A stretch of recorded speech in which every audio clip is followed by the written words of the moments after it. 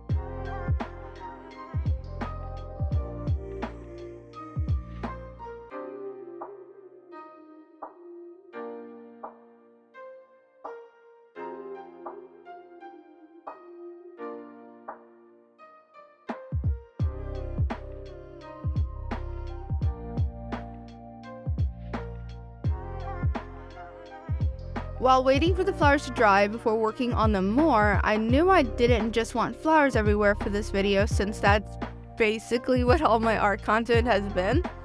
So I painted a messy looking rainbow.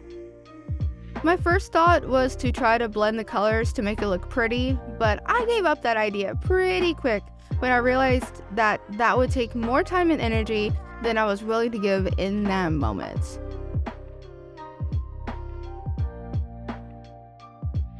Then I painted 2 random floating leaves attached to a blob of color around the flowers. I didn't really think too much about what the blobs were. They could be flowers or berries or something else really. So you can interpret them however you want. After I started drawing some zentangles with a micron.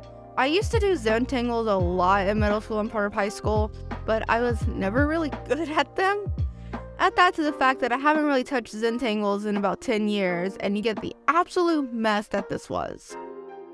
While I know that in the right mindset, I probably would not have been happy with it and would have probably tried to redo it, but I had 0 spoons and 0 energy to care what it looked like. I just wanted to create something. Anything. I then drew some doodle flowers on vines and called it a day on this page. Like I said earlier, I officially graduated from grad school last Friday. Like the whole walking across the stage and getting hooded thing. By the way, if you don't know what a hooding ceremony is, please look it up, because it sounds way worse than it actually is. Trust me. I didn't know what it was either until like a week before. I got my grades this past Monday on the 8th, which confirmed to me that I did indeed not fail that final, and actually did really well in my classes. In reality, that final that I thought would be the end of me was actually my highest test grade ever in my programming classes. And yes, I had to learn how to code in MATLAB for my audio engineering degree. Now you may be wondering what's next. And that's a good question. I'm not sure. Right now, I'm doing some freelance work at the company I interned with in the spring while applying to full-time jobs here in Nashville and back home in Atlanta. Unfortunately, I'm graduating in the middle of a recession, so there are more people getting laid off of work than there are people getting hired. I'm trying to do audio engineering, obviously, but I'm also trying to potentially do freelance work for other YouTubers and podcasters and musicians. Since I was a little kid, I have always hated the idea of working a regular 9 to 5 and having to answer to a boss that could fire you for just looking at them the wrong way. So if I can make freelancing work financially, then I'm set.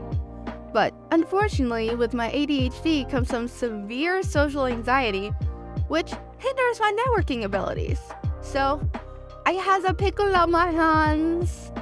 Until I know freelancing will work out, or until my YouTube channel mysteriously blows up enough overnight so that I can do it full time, I will be applying to normal jobs. Thus far, I've applied to over 100 positions and have been denied by almost half. So let's hope someone eventually interviews me and takes a chance at hiring me, cause I'm gonna be honest, I suck at interviews. I look great on paper and I do amazing work, but I suck at basically selling my time to a company. Like, I just want to pay my bills. Why do I have to jump through all these freaking hoops? Anyway, if you're still watching at this point, just send the good vibes my way before November when I have to start paying back my student loans. Or, if you are looking for someone to edit your podcast or YouTube videos, whatever, just message me on Instagram or Twitter or my website or something. I would love to work with you. Thank you. In between the paint drying and transferring footage from my phone to computer, I went ahead and painted an entire page with just a flower pattern, which, honestly, I loved and still do. Finally, I glued both of the pages into the book with an old glue stick I found, dated the page, and then moved on to the next prompt.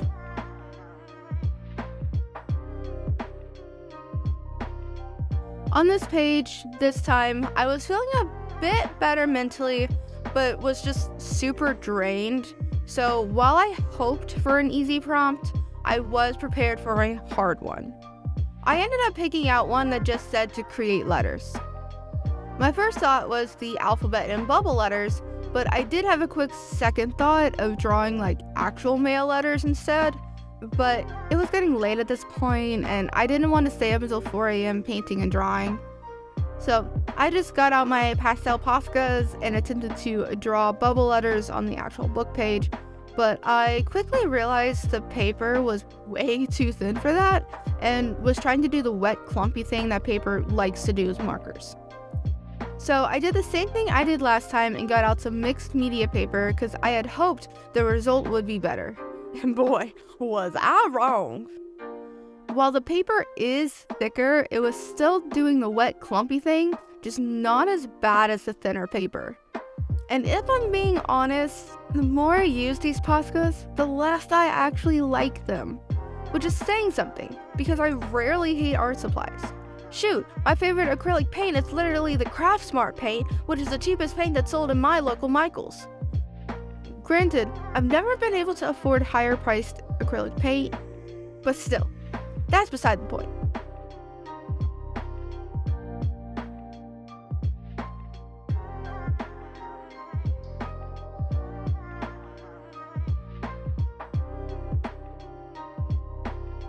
After drawing or painting or whatever you want to call it, the letters in rainbow order, I took out my Micron pen once again and just traced the outline of the bubble letters. I thought about doing some highlights, but chose not to just because of how many issues I keep having with these dang pens, and because I don't own any regular white pens. I know, I'm committing an art sin with that. Sue me.